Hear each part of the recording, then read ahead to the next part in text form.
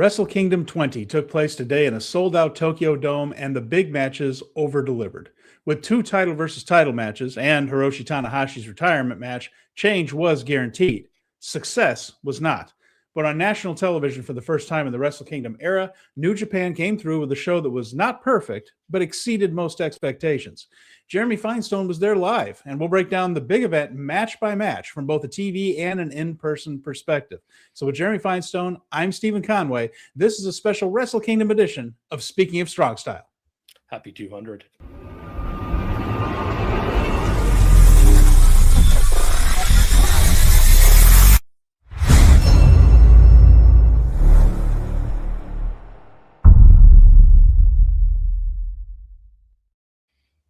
Welcome, everyone, to Speaking of Strong Style, where we discuss the news, events, and happenings with New Japan Pro Wrestling, and we have had all of it. We are going on very little sleep, both Jeremy and I would say right here, but it's bright and shiny early in the morning on Monday. It's Monday at 7:30 in the morning in Japan. Yes, and of course, I'm back here in the States. So, Jeremy, you were in the Tokyo Dome last night. You were at this major event, and we're going to break it all down match by match, but just overall, just some initial broad thoughts on having attended the big event in Tokyo yesterday for you, earlier today for us. You know, I'm gonna have to say I'm really glad I went. The energy throughout the entire day, from the moment I walked out of the hotel room of the Tokyo Dome Hotel, the entirety of Tokyo Dome City was Tanahashi.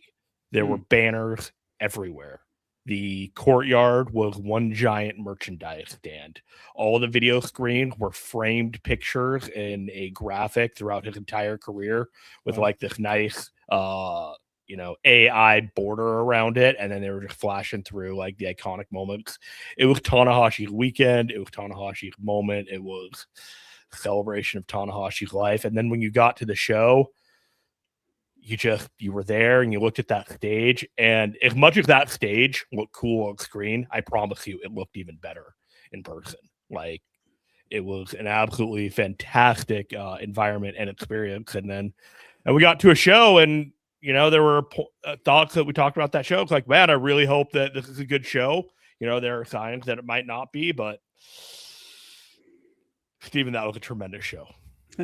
Well, especially down the stretch, and the stuff that was truly important hit. And that's what we're going to get into today. I think that's the theme for this one, is what really mattered hit, and hit very, very hard and very well. It pressed some emotional buttons. They had some pretty good deep storytelling going on in several different matches there.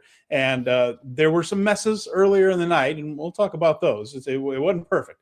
But if you take the last 3 or 4 things on that show, which really needed to hit, they delivered. It worked. They had good ideas, and they were well executed. So, and we got a couple of comments right off the bat. Super Junk says, excellent show. Everything was really solid. The Wolf match really exceeded my expectations. Boy, oh boy. And we have a question about that Wolf match from Jeremy Orr that we're going to get to when we talk about it. And, as I looked at this, Jeremy, as I settled in, I remember just thinking to myself, I hope this goes all right. I mean, we were trepidatious about it because there were certain results we were worried about. Turns out they made the right decisions, what we feel are the correct decisions. I guess we'll find out over the course of the year if they were the correct decisions once 2026 gets going and we see how business goes. But I was encouraged by a lot of stuff. And there was a buzz in that building, I felt, on TV, watching on TV from the very beginning. Of course, this thing started very early. There was a 45-minute pre-show match. So this is before the event, and there were still people filing in for the Young Lion match. Even for that, I had a sense that crowd was ready to respond to things. Did you get the same idea? It didn't seem like the guys had to do a whole lot to get the crowds into it. No, not that contributes so much to the atmosphere. It's such a big deal. And that crowd was ready to they got into just about everything. People made a day of it, Stephen. Like, everybody was everywhere the entire day. The doors opened at 2:30 at our time, and there were line queues everywhere. It was, if you are overwhelmed by large crowds, I would feel very terrible for you, because there were more people than I've ever really been in a crowd of before. And everything was very organized, filed, worked on through. I tip my cap to the entire organization of how they navigated getting everyone in, getting everyone out, making sure that everyone had good line sites. By that time, the show started. People were hungry for some New Japan, and saw a lot of Los Ingobernables jackets. I saw a lot of Tanahashi stuff. The merch stand opened at 9 a.m. and had at least 400 people in line from the get-go. And it stayed like bustling all the way through. I walked over to the Tokon shop to see if it was any different, and there was a line around the corner. But it was a tremendous success for everybody, and that crowd, when it was go time, it was go time. They wanted it. They wanted it all. So tell us a little bit about your individual seats there. Where were you in relation to the ring when we were watching it on TV?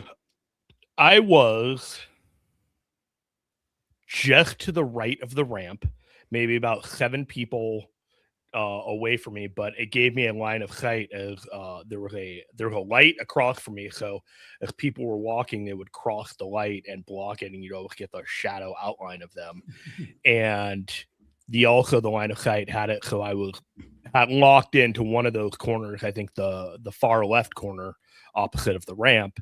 And there were a lot of people doing a lot of poses and a lot of stuff happening right on that side of the ring. And it was an unbelievable view. And for those that want to see those, you can check out my Twitter at Jeremy Finestone, or X, or whatever you want to call it. And I posted some pictures there, but we're going to come back on Thursday. Yeah. And when I am more prepared, I will share with everyone some of these pictures that I got, because they're pretty fantastic. Yeah, before we get through the match by match breakdown, we will be back at our normal time on Thursday. This show we're doing here is not instead of, it's in addition to our regular Thursday slot. And we're going to be talking about other actions from this week, because I watched just about everything. I'm very proud of how much I got through this past week. I watched just about everything. So we're going to talk about the whole week. And then, of course, more about Jeremy's experiences in Japan. This episode will be about Wrestle Kingdom 20. It deserves a show devoted to only it, I think, anyway, in terms of importance for the business. It's a perfect, almost entirely perfect episode for it to be our 200th episode, which it is. 200 episodes. Congratulations to you. Pat on the back to me. We stuck it out, even through the House of Torture. Even through the House of Torture. They did threaten to ruin some of this, but I don't have a problem with House of Torture, but I know the House of Torture has a problem with you. So the pre-show tag match, let's just get into the action and talk about what we saw in the ring. So we had Katsuya Murashima and Masatori Yasuda, whose twin brother is now involved in Pro Wrestling Noah with Naito and Bushi. Anyway, they were on one side. They were wrestling Shomakato and Tetsuya Matsumoto. So Matsumoto coming off a pretty good finish in the Concorso.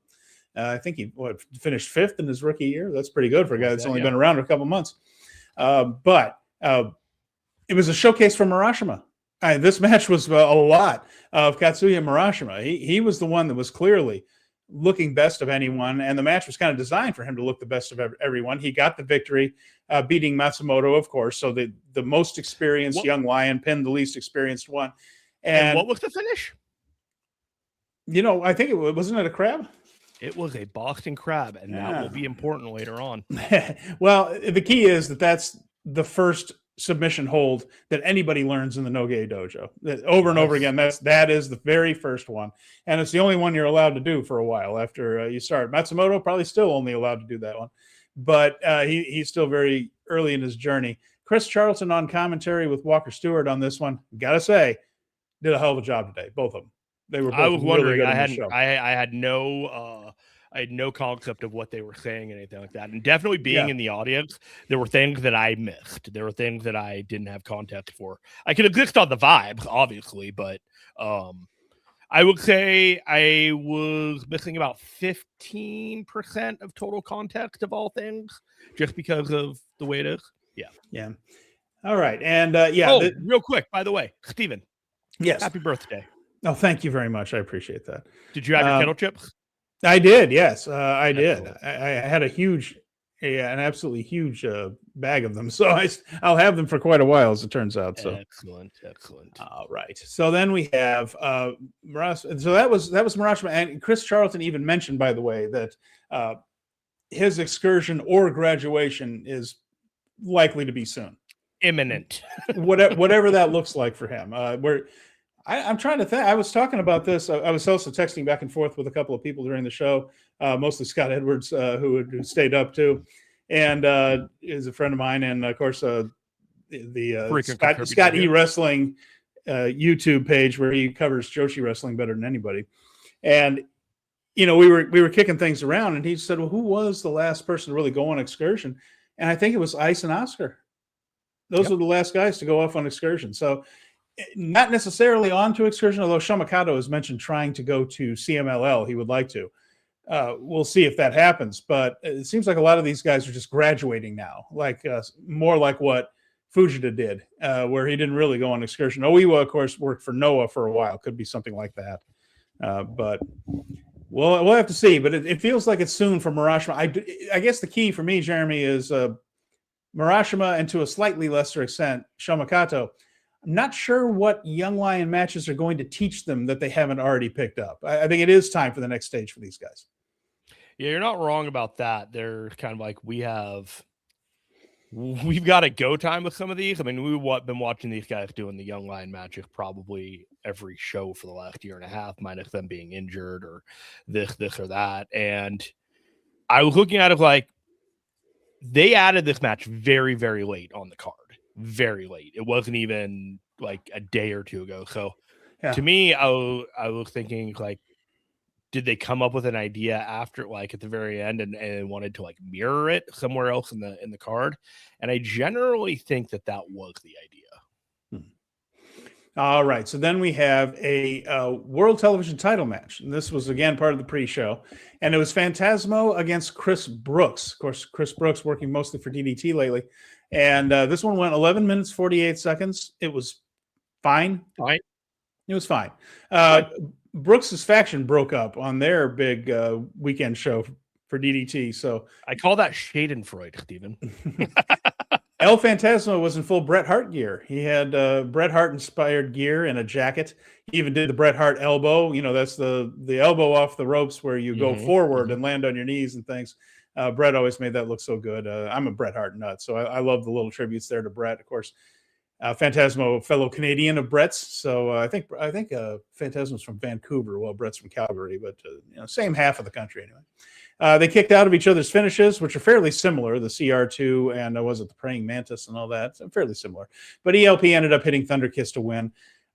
Brooks is not booked on New Year's Dash. We have the lineup for Dash. We're going to go over that at the end here. So maybe it was one and done after all for Chris Brooks. Wasn't anything that made me ache to see him again, but it wasn't awful either. It was just kind of there. It was a pre-show match, and it was Matt wrestled like it was a pre-show match to the main card.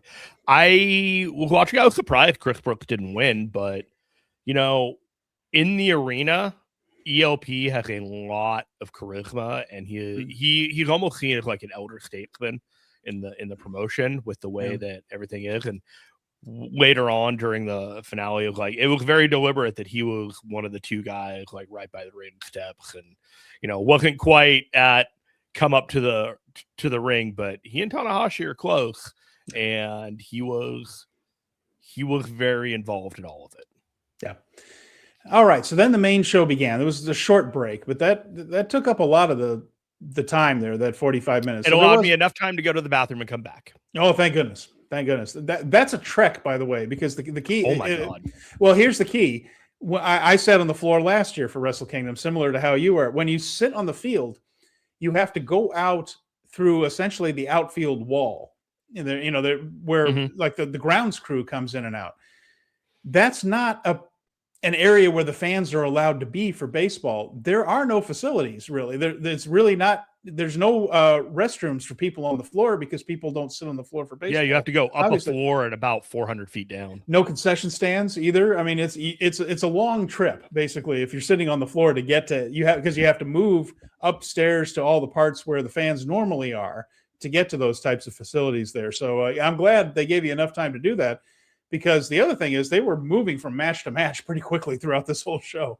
The guys were not even all the way back to the dugout before the next guy's music was playing and things. So because you enter through that stage is in the outfield, and you have to take either a golf cart or a car from the locker rooms around the dome to the back of the dome, in effect, where the outfield is. So that's not where the dressing rooms are. The dressing rooms are not behind that stage. The dressing rooms are on the opposite ends of the stadium, and they have to be shuttled over there.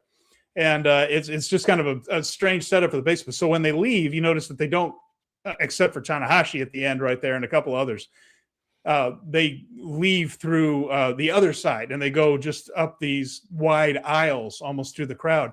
And those are headed to the dugouts. That's where the dressing rooms are. So just a little bit of some things about the Tokyo Dome. Yeah, some of the quirks of stadium shows. Anyway, they opened with a never open weight 6-man tag team title Rambo match. So at this point, we've seen a pretty good Young Lion tag, an okay television title match, and we got an absolute stinker of an opener because this was rotten. We knew it would be. We knew that no one would shine. The entrances for each team were longer and took more attention from the cameras than any of the spots in the match. Mm-hmm. They had basically Uemura and Umino were barely on camera the entire time. Kaisei Takeshi did an entrance and almost nothing else on camera. This was a big nothing where no one shined. Like I said, the issue is everybody got their full entrance. And so the camera's on them the whole time. And then they would get to the ring. They get like 1 minute, and then the next entrance would start. Well, the entrance would last 2 minutes because it's such a long ramp. So there wasn't much action. You just didn't see a whole lot of it. And half the time they would just kind of fall out of the ring and hang around ringside a little bit so that someone can do a spot or two. This was awful. I hope we never see this again. And we mentioned, Jeremy, there was no way anyone was going to stand out, and no one did. I'm not even going to bother to go through the eliminations. They don't matter. The whole thing with Kojima, Taichi, and Ishii might as well not have been there. They barely registered on camera.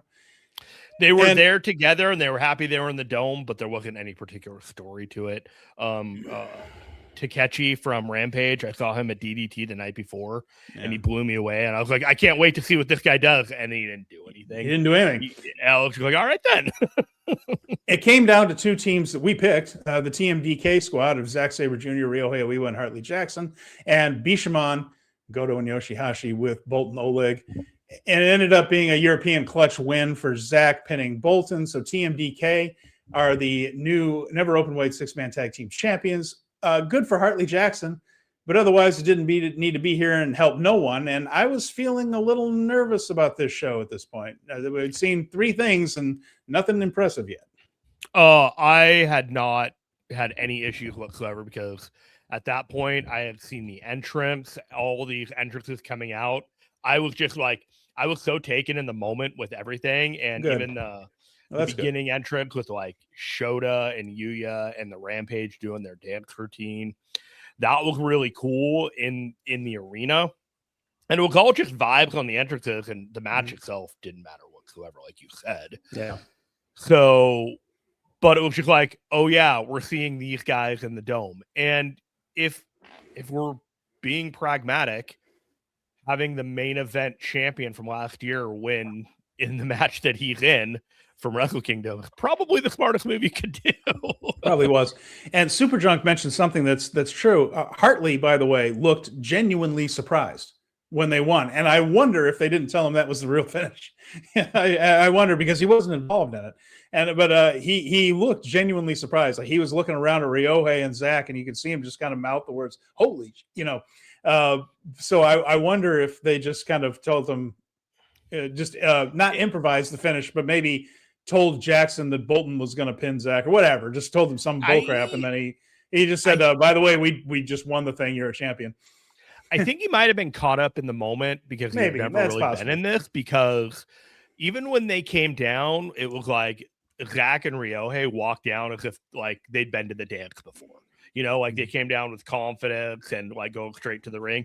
And Hartley was just a little bit behind them. Just was, walking, but just kind of taking it all in a little bit more and that kind of thing. And he's just been toiling away, just being kind of a quiet guy on the roster, doing some solid work. And I was happy for him that he got a belt, but I did laugh to hear that it was just one more guy that got a belt before Shota Umino.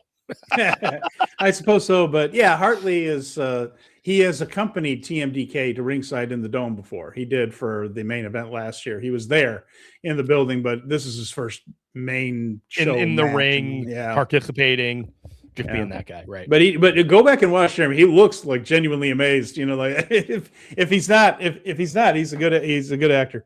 But anyway, I'm gonna have to, because he was on one corner and I was paying more attention to the finish, whereas the camera probably caught that a lot easier than the people in the audience. Now, after that, things began to pick up.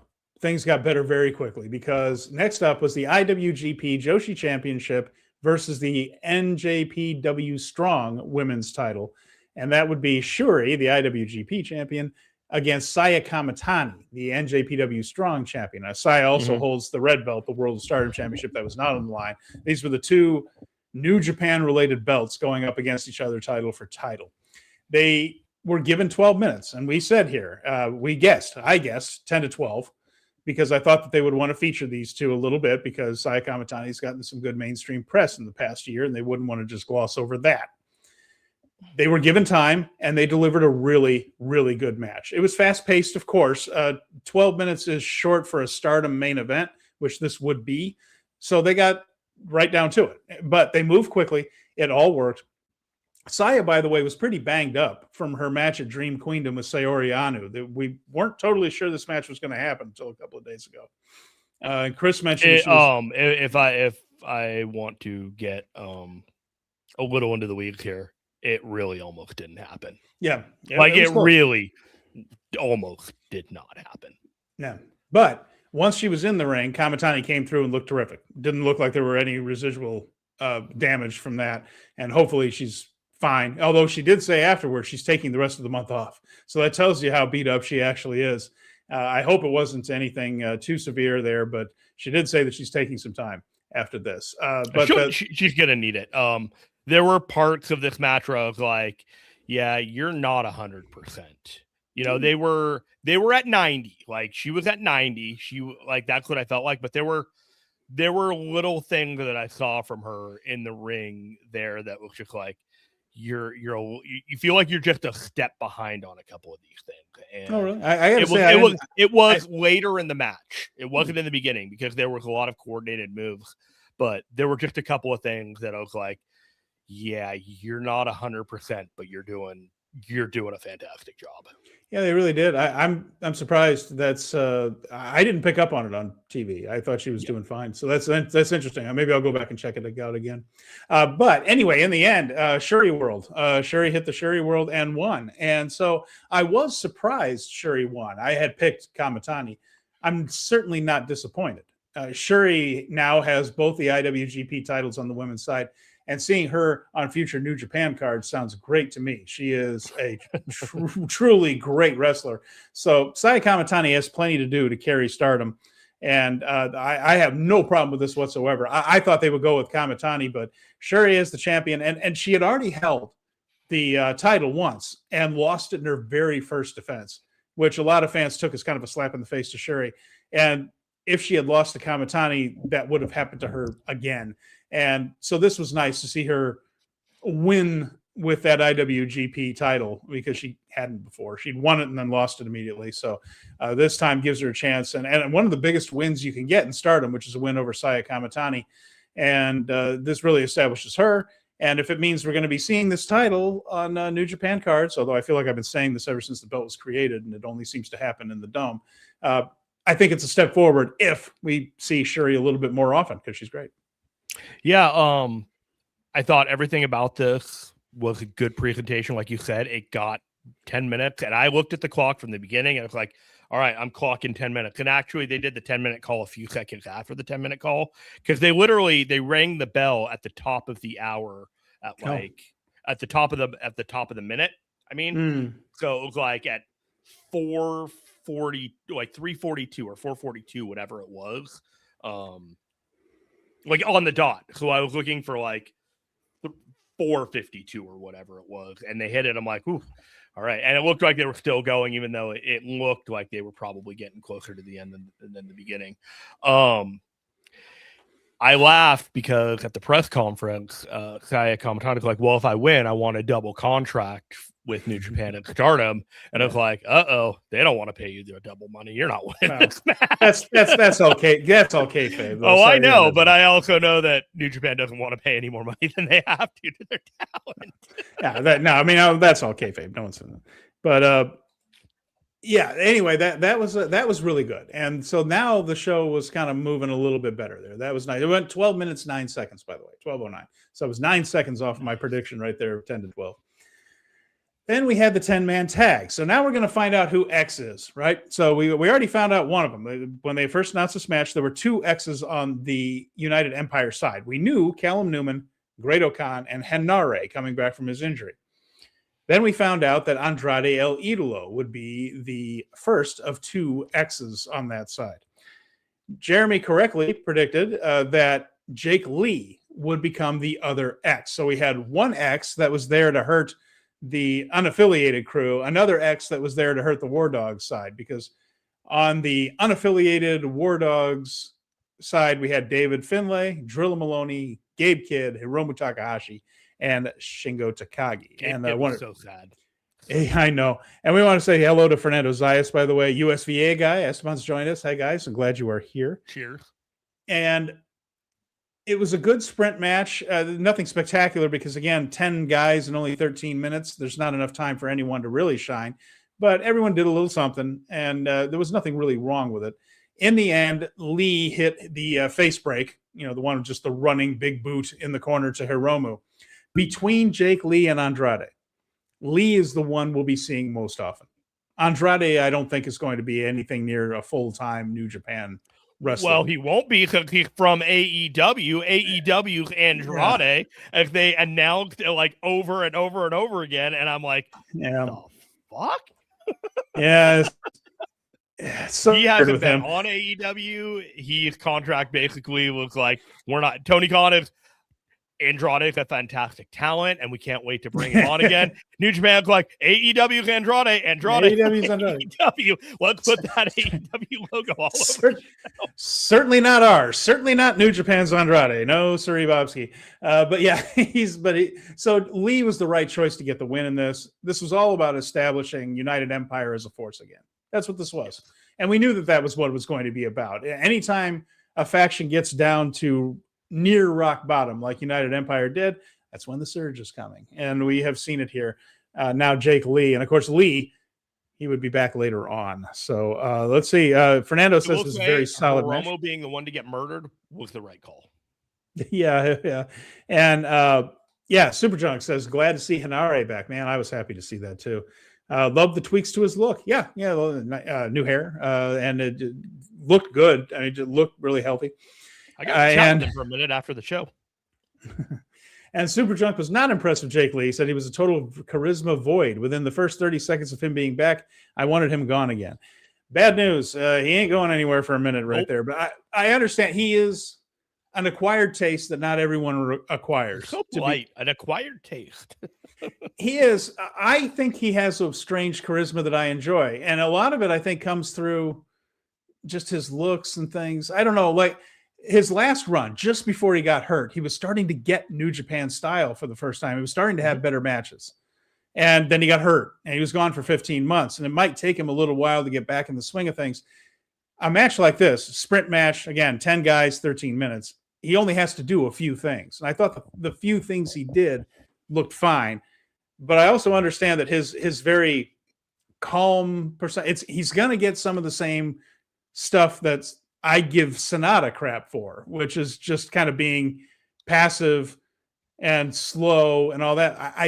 I do think there's something different about it with Lee, but that's totally subjective. That's just simply personal taste. I would say the live crowd connection needs a little bit of something, but when he was there, he definitely had, I'm one of the top guys in this faction energy. It's like you had Andrade and Jake Lee there, and all of a sudden it just felt like Callum Newman had just, anointed his royalty rather than his army. if that makes any sense. Okay. You know, like Jake Lee and Andrade are the leaders of that faction, the way that it like looked to me.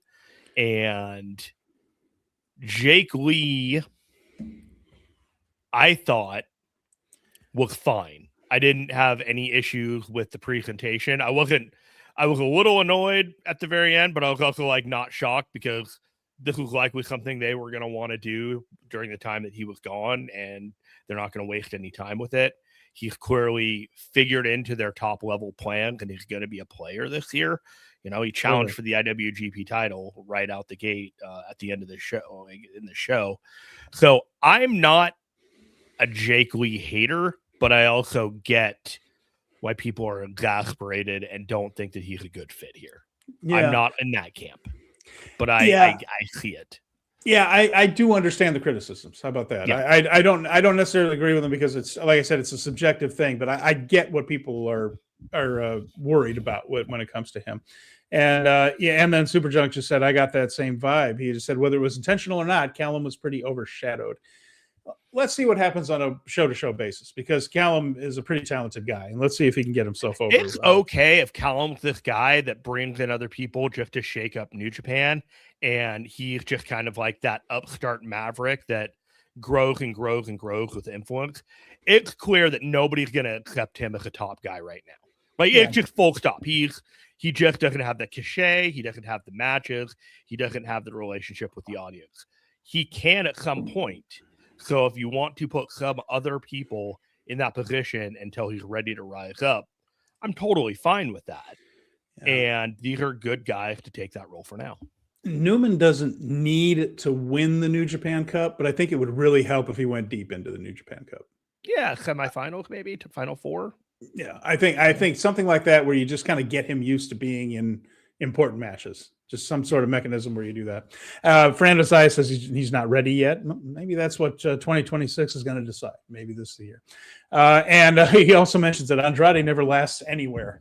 Seems like it. The funny thing is he's kind of running out of spots because in North America, you have WWE and AEW, and he's left both in relatively short order not too long ago.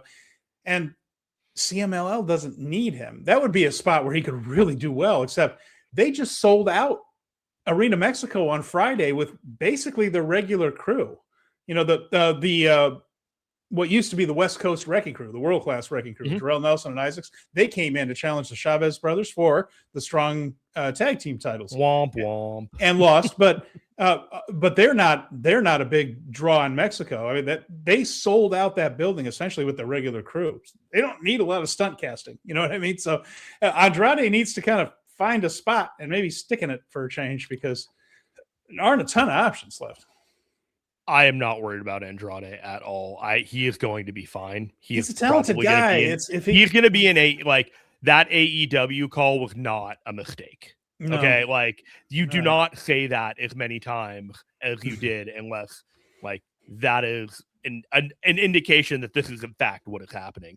And I'm just saying he should probably just kind of work somewhere for a year or two. I am with you, and I think that was actually the plan with some of these things. And he'll come back for like big shows. Yeah. I could see him more involved in New Japan than some of the other people in AEW because there was very much an intentionality in the way that they used him here.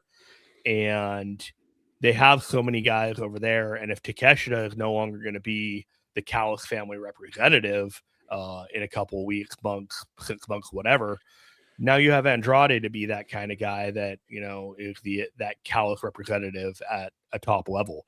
And I do want to see Andrade versus Yota Tsuji. I do want to see Andrade versus a bunch of these top guys. He's a good wrestler. And Andrade challenging for the IWGP title is not unrealistic.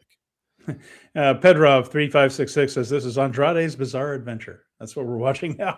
So, could very well be true. That's a good one. I like that. He was ripped last night. Like, yeah, even from he was just absolutely jacked, and he hasn't been doing much or going anywhere. So I'm glad he was looking the part. But there were some main event looking guys that were that have not been called main event guys right now.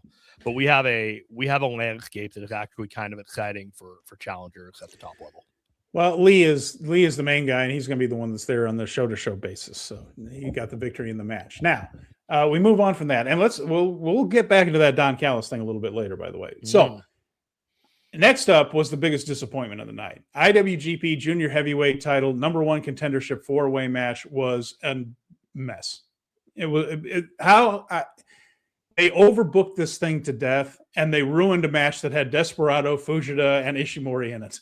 And so Sho was in there too, but he was in full House of Torture mode. And Doki came out before it began. He did a little bit of a promo, and then it just turned into an overbooked House of Torture mess where Kanemaru was jumping in and Doki was jumping in, and to the point that Chris Charlton said we might as well just have a 6-man match and have the House of Torture guys against the other 3 at this point. And no one really looked particularly good. No one stood out again. And they did have a nice surprise, which is Robbie Eagles and Robbie X jumped in and hit a spot. Kukai. And then, so it was cool to see those guys jump in. But again, you got too many people in the ring for anyone to look good. And what was there was just kind of a big mud puddle. Nothing had a story. Nothing was particularly coherent. You weren't even sure what House of Torture was particularly trying to do other than try to get Sho to win, I guess. But most of what they do didn't really move toward that. This is bad. And I didn't think these 4 could have a bad match, but it wasn't the 4 having a bad match. It was 8 guys jumping around, and it just was unimpressive and a waste of time. Desperado ended up winning the thing, but it doesn't. Desperado versus Doki was one of the most anticipated matches of last year's Wrestle Kingdom. Now I'm kind of rolling my eyes at the whole thing. Let's just get it in the ring and get it done with and move on to something else. I love both of those guys, but this story since Doki joined House of Torture has been a big fumble from New Japan, and really an example of how poor the booking was in 2025. This is when it has bled over to the first 4 days of 2026. This was crap, and it'll lead to a title match eventually, and it leads to a thing at New Year's Dash. But boy, this could have been a good match, and it was not. It's unfortunate that that's how it translated onto TV, because in the Tokyo Dome, people were loving this. They were loving the chaos. They were loving all these guys in the ring. They loved the run-ins from Eagles and X and all that. And they weren't really fussed about the ending because they do like Desperado. Yeah. Like they were into all of it, and they just saw he didn't do much though. It's like nobody did much, but it was all like it was all vibes and appearances, and like even Fujita getting destroyed and getting rescued by Desperado, who just socked, I think, Sho in the face or something like that. That's good. I laughed. Breaking up a pin with just a right cross across the that got. I was like, all right, and then he gave him 2 Pinche Locos. I'm like, wow, they're ending this thing already. Like there are 2 Pinche Locos, and I'm like, oh, I really wanted Fujita to win, because I will tell you this, Steven, he's the guy. When that ring entrance happened, it was intentionally a fire entrance. Like he got a better entrance than most anyone else on the underside of the card below the mains. Yeah. It blew the doors off the place when he came out. And we have been having this conversation for the last couple weeks of him being a young guy who could be like the ace at 25 or 26. And we know he has the talent, and it was a question of whether the audience would be behind him. This audience loves Kosei Fujita. They see it too, and his future's bright. It's so bright, and it wasn't bright today. I see what you're saying about the match, but for Fujita, it was the entrance that mattered the most, because it was that like, okay, we can get behind this guy. This guy, like the audience is into it. If 50,000 people react the way they did to him, that they didn't react to the other 3 guys. Like they liked Desperado, but they were all about Fujita. It's interesting. Yeah, I'm glad you told us about what it was like live. And I'm pointing this out not to say that anybody's right or anybody's wrong, but there is a very real difference between being in the building and watching it in person and watching it on TV. I felt the same way last year when everyone was talking about how boring the Shota Umino Zack Sabre Jr. match was. And I thought in the building, it didn't come off boring. Not an all-time classic. Wasn't trying to put it over as that, but it wasn't dull, even though it was long. Yeah. And it's that perception of being in the building and feeling that energy. And here's my point on that, Jeremy. I was looking at this on Cage Match. And that match we just talked about got the lowest at 5.5 or whatever. 3.79. Wow. The lowest rated match on the show. And it just shows you how different it came off on TV.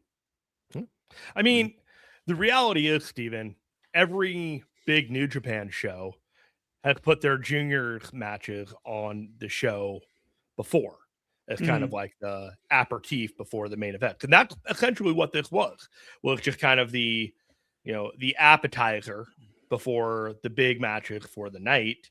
And it was more to just kind of cue you up rather than burn you out before the rest of the stuff. So I understand what you're saying. I understand everything. I'm relatively certain that nothing was going to fail in the Dome yesterday. Like, no matter what they did, everything was going to turn to gold. Well, I'll say this on TV. So again, I'm just talking about TV, staying up late with my coffee and watching this. At this point, we'd had 2 pre-show matches that were all right. We had 1 really good women's match, a pretty good 10-man, and then 2 stinkers. So at this stage, like when this match is finishing up, I'm just thinking this is an okay Wrestle Kingdom at this point. That's where I was going into the final 3 matches, that this is all right. And then I just thought, oh God, the Aaron Wolf match is next. Ugh. I was in so far so good mode. Like that's where I was. That's just the difference of perception, right? Well, then the Aaron Wolf match started. And folks, my goodness, this was the most pleasant surprise of the entire night. Wolf came out with his hair and beard cut short. So of course he had the long hair before. By the way, he had shown up on a New Year's Eve variety show. One of those TV specials that they do every New Year's Eve in Japan. I saw a clip of it, and he was laughing and kind of gregarious, and he was in a test of strength with another guy, and he won and all this stuff. And I just thought, okay, good. I like the publicity. And he seemed so relaxed. And I just thought, oh, where's that been? Because he's looked so stiff and scared and kind of lost in his physical confrontations thus far until now. And what happened when he came to the Dome? Well, very good things, I'm happy to say. He came out black tights and boots. He went young lion on us, Jeremy. And that seemed to get a big pop from the crowd. Well, that's not what happened. He came out in his judoku gear, and he undressed at the top of the ring, and he looked like he was a wrestler. And it was one of those like, I'm laughing when I say this because there's very few times where it's appropriate in a social setting to say it. But I watched him at the top of that ramp in the judoka gear, and I just started yelling, "Take it off. Take it off, take it off." And then he took it off. I'm like, okay, yes, here we go. All right. And before we, we talked about this a couple of days, I was wondering, is he a ringer? You know what I mean? Like, were they intentionally like making him look terrible in some aspects because they didn't want to give anything away or anything? Because you're going to get to it, but man, it was something when he actually got started. So before we even get to that, I don't want to talk about the match quite yet. Again, what was the response to him coming out? Were they itching to see this guy wrestle? He was a star. It was, he was national hero energy. Like he came out there and this crowd wanted to see him succeed. They were going to lose it if they saw something that that would validate their belief in him. And when it started happening, this crowd lost their minds. All right. So, Maria Graciela Sayas is here. Hello. Glad you're with us. So the match begins. And we suspected that this would be short and choreographed. We got one of the two. It was indeed clearly laid out very, very carefully. Wasn't that short, though. This thing went 12 minutes and 53 seconds. And I have to say, like you said, maybe he was a ringer. I don't think he was. I think he actually was nervous, and I think he was stiff. But I have to say, he was alert. His facial expressions were better. His selling was far better than anything we had seen before. Watanabe, Evil, put together a match where he could shine, and he performed it very, very well. At various points, he was selling the House of Torture stuff. That looked good. Evil made the pacing work to Wolf's strengths. Everything meant something. And of course, they did some House of Torture stuff where they stomped him on the outside of the ring to kind of, after he got his shine, the classic thing where he was knocking Evil around the ring. Evil powdered, jumped out of the ring, both literally and figuratively, jumped out of the ring and said, "Oh, time out," after he had been bumped around a little bit by Wolf. That's just classic wrestling trope of the babyface getting the best of it early before the heel starts to cheat. The cheating allowed Wolf to look vulnerable and sell a little bit. The pad came off the turnbuckle. They whipped him in a couple of times. He ended up rallying. He ended up getting judo throws on most of the members of House of Torture. Fale got in there and put him through a table after he had looked like he was about to win. They pulled the referee out. They even put the guy through a table with Fale. He took it. You can really see why Tanahashi thinks the world of Watanabe, because this is exactly the kind of debut that Wolf needed. He ended up overcoming all the House of Torture stuff. He got a little bit of a help from Yano, Yo, and Wato, who helped at least distract some of the members of House of Torture, allowed him to bow up on Evil. He got out of Everything is Evil and got an armbar. And then from the armbar, he transitioned into a judo choke with a body triangle. And he sold that well. He hit all the little notes that you would do, where each little thing was its own moment. He waited a few seconds before grabbing the arm, waited another second or so for dramatic tension before really pulling on it. Evil was fantastic and selling that and passing out like this was a killer move. The referee stopped it. The place came unglued. I was so impressed, Jeremy, after all that we had seen. He's not Jun Akiyama. He's not Kurt Angle as far as like your first match. Not yet. Like, what more could you ask for in a debut like this? And the people absolutely loved him. I mean, they had to be high-fiving in the back. This had to be such a relief that this went as well as it did. And kudos to Evil for putting this together. My goodness, wonderful job. I always knew Evil was the guy. Like way back in the day, we were talking about who could be the guy to face Aaron Wolf at the Dome. We said either Zack Sabre Jr. or Evil, and I'm leaning Evil. And this is why. I have advocated for Evil for years. People talk about how they hate Evil, or they just don't like him, or they just don't get him. He is a backbone of New Japan. He is one of those guys that, love him or hate him, he's better than you think. And this is an example of that, because he got Aaron Wolf to a level in the last 6 months that a lot of us were skeptical he was ever going to get to. Like just connecting, threading a match, like it's okay to hit moves, like to have a match from here, like to hit a move here and then you hit this move, and it doesn't feel organic and it doesn't feel like the transitions are good. There were no issues with any of that. It was a free, smooth, flowing match. He took a table bump. He took the powder to the face. He did all of the things. The question I had near the end of the match was, is he going to take an Everything is Evil and kick out? Or is he going to like counter an Everything is Evil? And either way probably would have been like an amazing moment. If he had kicked out of Everything is Evil, I think people would have just absolutely lost their mind. And given his pedigree, given how the company has gotten behind him and how they pushed him, I really wasn't ruling out him kicking out of like a very protected finisher like that. With that being said, this was a home run. This was everything that the promotion needed in terms of hyping up somebody that they were going to build around for the next few years.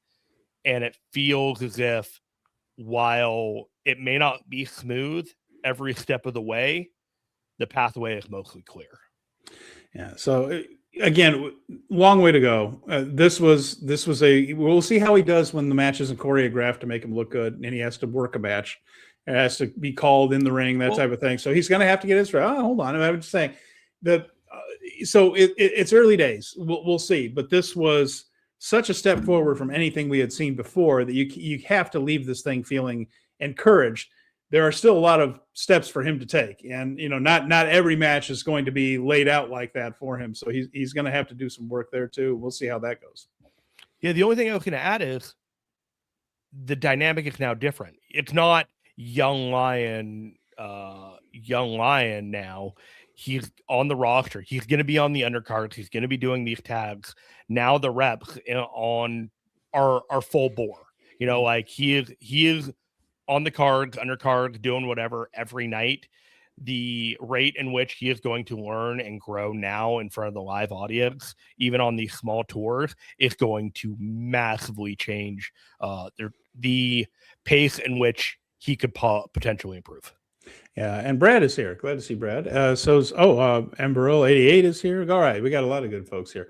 Brad mentions Wolf looked pretty green, obviously, but this is exactly what it needed to be. I would have liked him not to get beat up as much, but it was solid overall. Yeah, I think the story was just that he was ganged up on and he had to overcome all of that. So you have to sell some of that in order to overcome it.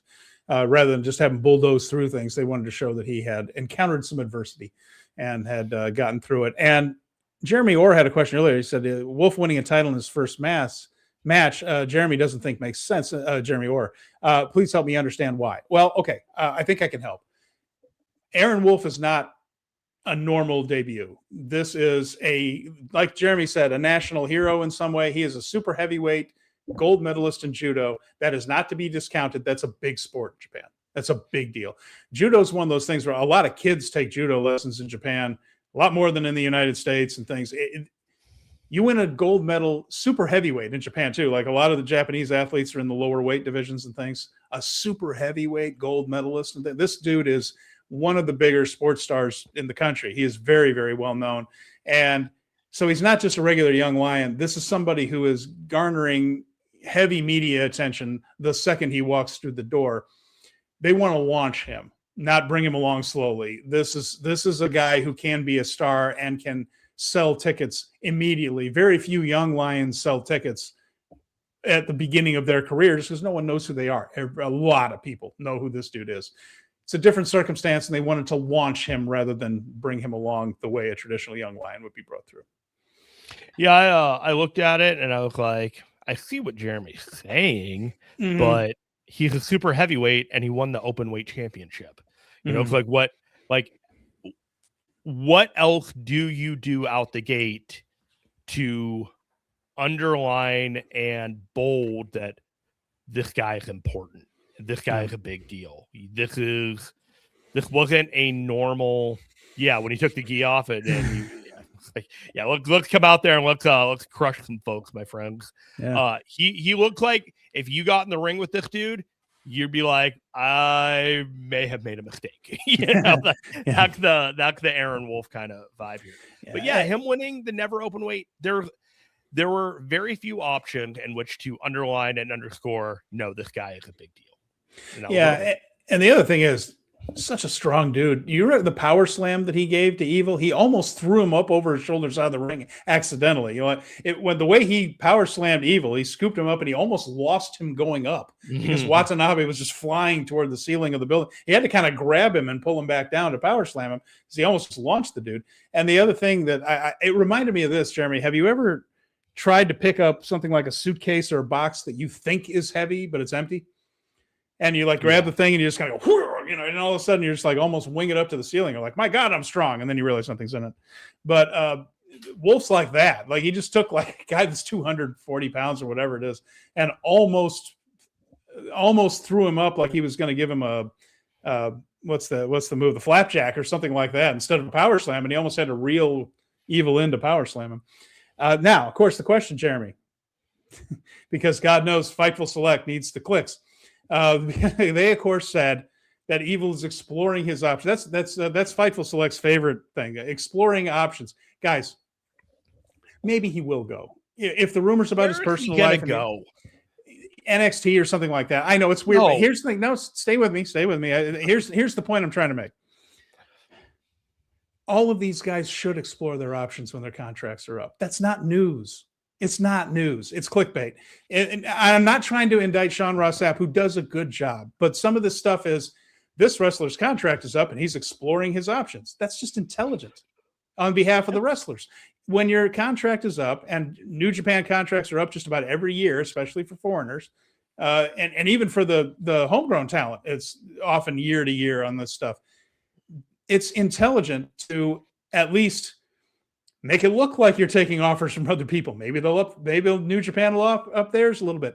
Maybe he will go. But the point is, yes, all these guys explore their options when their contracts are up, unless New Japan gives them a contract before theirs is up. I mean, say they're is up at the end of January, and they come to them in December and say, "We like your work. We're going to offer you this amount of money, and it's the amount of money you want." Okay, sign, deal done, right? Other than that, you negotiate. That's how this works. We see this in sports all the time. You see it in entertainment all the time. How many times before a new season of a show start is there this, oh, I don't know if this actor's going to come back. They may not. They might take a movie deal instead, and then poof, they come up with a deal on money. This is common. It's common. There's no reason to panic about all this just because, Fightful Select just says someone's exploring their options. They should. It should be part of the process. It's not news, is the point I'm trying to make. Sean Ross Sapp does a good job on Fightful, but some of this stuff where I see contract is up and they might be talking to AEW, they should. They should. Now, does that mean he's going to go? Rumor is he's with Io Sky and he wants to go to the States. Who knows? But I mean, it doesn't mean he's automatically going. It just means he's doing the smart thing and listening to offers. But he's not a young man. I mean, he could go over there for a couple of years, but it's not like he has a ton of time left. And he's not a guy like Okada or Will Ospreay, even, I would say, as far as the American audience goes. I don't know. What do you think, Jeremy? I would greatly lean if he leaves, he's going to WWE and not. Yeah. I don't believe that AEW sees him as the kind of work rate marvel that he is, or he just doesn't fit with the aesthetic over there. Yeah. And Tony Khan has in the past made, there have been press made comments regarding what Tony Khan's opinions of Evil are. And with all that being said, if we were prognosticating WWE, I could see the success of the women's division and Io Sky and Asuka and Kairi Sane and a number of those talents and the way they've just started to thrive and be accepted by the majority of the WWE audience. And there is a pathway to bring in some of these wrestlers from Japan beyond the level of NXT and put them in the division alongside the men. It's not completely unreasonable. They got the faction of the LWO, and they've done stuff like that. So if they were to do a faction of Japanese male wrestlers in some way, shape, or form, Evil would be someone that they could make the front of that. Yeah, the global or the GHC champion for Noah is Inamura, who was just in NXT not too long ago. Japanese Stan Hansen. Yes. The point is he might, maybe, yes. But the idea that he's even talking to other companies shouldn't be a big deal. This is not happening tomorrow, right? Mm-hmm. Like, if he's going to show up, it feels like he's going to show up somewhere in like May. He's going to do whatever it happened with House of Torture. The other thing is if Evil leaves, that leaves a vacuum in that whole area, and it might be the who's up next in that faction, if at all. So, and we'll tackle that when we come to it. The main thing is, if he comes back and says, "All right, Aaron Wolf, I want a rematch. Loser leaves NJPW forever." Like, oh well, there we go. We'll have our answer. Right? Yeah, totally.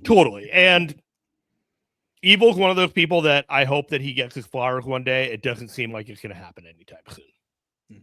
Well, I think Tanahashi thinks the world of him. Yes. He keeps putting him in positions like this. So he's been taken care of. You got to say he's been taken care of. But you know what I'm talking about. There's that response online, and when people talking like, "Oh, I can't stand Evil. Oh, he just bothers me so much. Oh, why is Evil in this position?" And the things that were successful that he had, it really does feel like he just doesn't get the credit he deserves sometimes. Pedro 3566 says people will know how good Evil is at pro wrestling. But he did a great job. Good and evil. Yeah, and you know what? And when he decides to wrestle, the House of Torture thing is an impediment. But when he decides to wrestle, like he did in like the G1 final and all that, he's really good at it. He's really good at it. All right. So that was that. Aaron Wolf, man, he is booked for New Year's Dash. So we will get into that and we'll see him again. His second match coming up in just a matter of hours. So Excellent.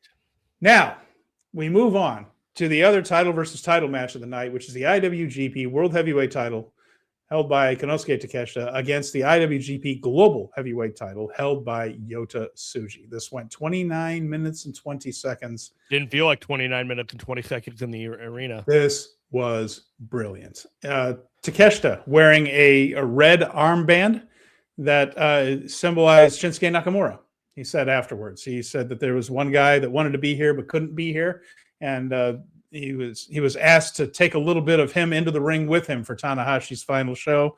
So that red armband on Takeshita's left arm, his left elbow right there, was for Shinsuke. And by the way, just let the guy show up for the ceremony, for Christ's sakes, Paul. What's the matter with you? There's so much the matter with you, Paul. There's so much the matter with you. But yeah, come on now. Anyway, we're not going to litigate. I'm just glad it's all done and we know what happened, and now we don't have to litigate any of this. Don't have to worry about it. All right. This was a real strong style match. There were some hard bumps, high impact things. And I'm not going to break it down move by move. They hit each other with everything. There was terrific psychology in this, back and forth. Their facial expressions wonderful in this. There was drama.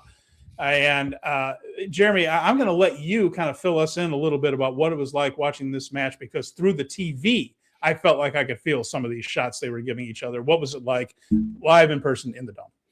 It was two bulls fighting each other. It was, the impact hit hard. You were watching it and like it was almost like the impact reverberated through the ring, and there were many moments throughout the match, including the finish, where you were watching these two fight for advantage, fighting for dominance, fighting, just being a little fast, a little slow. Takeshita hitting Tsuji's moves, Tsuji hitting a couple of signature Takeshita moves. Everything to that final showdown where they were both on other side of the ring and they were going to come at each other and try to hit each other's finishers, and one got the other right beforehand. That's going to happen again, and the finishes and the results are going to be a little bit different. And I wait for that day, because I think this is the second singles match that these two have had, and they had maybe third. I don't know. They had one or two matches last year. I think there was one in block play and one in the post block play. Okay, I think they've had a few, but they have not met in almost a year and a half after this match, or since the last match, because the last time they met was in the G1 a year and a half ago. They never actually interacted this year in the G1, I don't believe. Okay. This was the match that needed to happen in order to get Tsuji to the next level.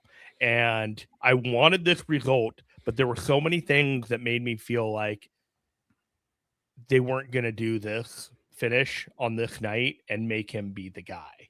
And the one thing that I was thinking about over and over again is, what does New Japan look like on January 5th when Tanahashi is no longer on the roster? And is Tsuji the guy above it all, or is he just another guy fighting for his play? And they went with him as the guy.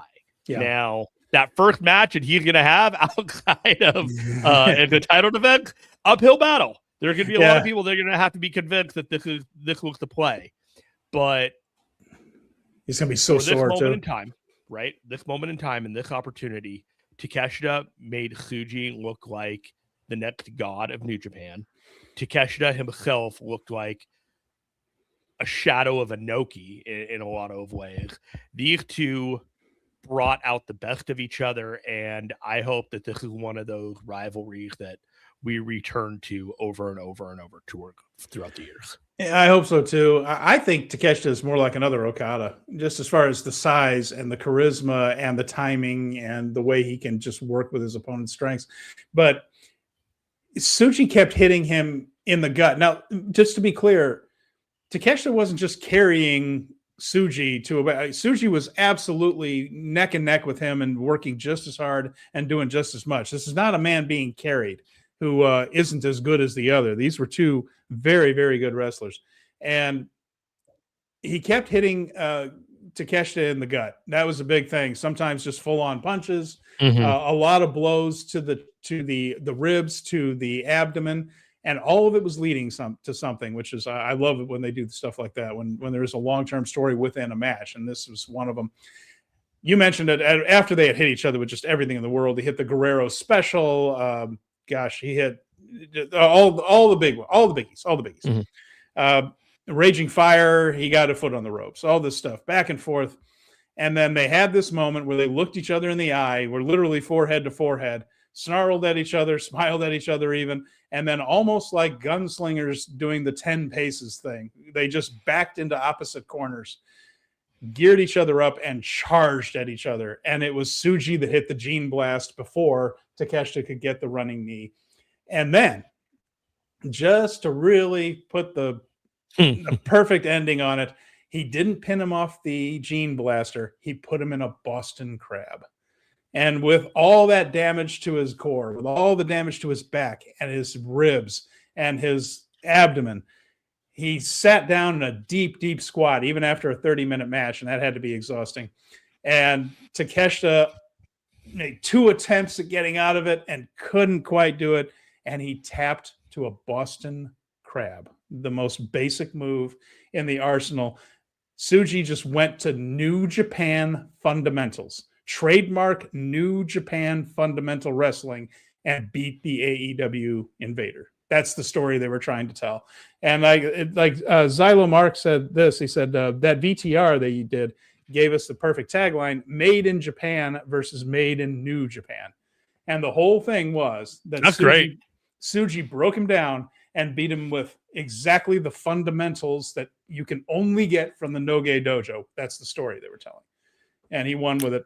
And absolutely brilliant. Tsuji was incredible in it. And I thought this was a very proper, strong style Tokyo Dome world title match. It would have been absolutely at home as the main event of any other show, like Brad mentioned, except this one, because we had another match to come. And that turned out to be great too. But if this ended most other Wrestle Kingdoms, would have been perfectly fine with it. Yeah, I talked about it at the top of the show, but that Boston Crab at the Young Lions match at the very beginning felt incredibly deliberate to be added at the very last minute and to have him the finish of a Boston Crab to remind you, like, this is how, when you start New Japan, this is how you win your matches. This is how you're taught to win. And so when Yota Tsuji beat the guy who didn't come up in the dojo with the dojo move to show that this way is the way, it just felt like there was no other finish, you know. And I remember I was watching I think the AEW match, and I wondered if Okada or Takeshita was going to submit one of the others in a Boston Crab just because of the thing. And it's like, nope. But that finish was coming very, very soon. Yeah. And I kind of hope that Tsuji wins a few more matches with the Boston Crab just to really show how devastating, if you're at a top level, what that move can do to somebody.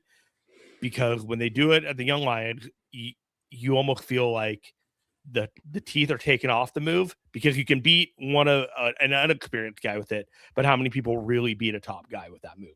Now you've done it. Now you've almost reestablished that move. I'm really curious to see if the Boston Crab is more over now going forward. And here's why I say that. 30 years ago in the Tokyo Dome, all right, Nobuhiko Takada was UWFI's champion. He had been a New Japan junior heavyweight and been a really good New Japan wrestler. And then they broke off to form UWF and UWFI over the years. These are shoot promotions, but they were worked shoots, okay? They were supposed to look like a real fight before we knew what real fights look like, because it was before really MMA developed. So the presentation was UWFI's. Their whole thing was, pro wrestling rules, but it's a real fight. That was the gimmick. They were worked, but they brought in Vader. Nobuhiko Takada was their top star of this company at the time. And they had shows that drew huge crowds in stadiums and including in the Tokyo Dome. But we talked a little bit about this a while ago, like with Yuji Nagata when he was trying to do MMA. The issue with those shoot promotions is you can't run a lot of shows because the guys get beat up, doing that type of thing. And it's challenging. And anyway, they ended up running into financial trouble just because it was hard to keep the lights on. And they had some shows that drew big and did well, but the company still wasn't quite viable. And they would lose guys, and because other shoot promotions sprung up that were copycats or trying to capitalize on the market, and they all kind of ended up diluting the whole thing until nobody could really make money, if that makes any sense. All this to say, they came back just like the first time with UWF, came back to New Japan, and they ran promotion versus promotion. Although they owned UWFI at this point, it was over with. But they presented it as promotion versus promotion. And the main event was Takada versus Keiji Muto in the Dome.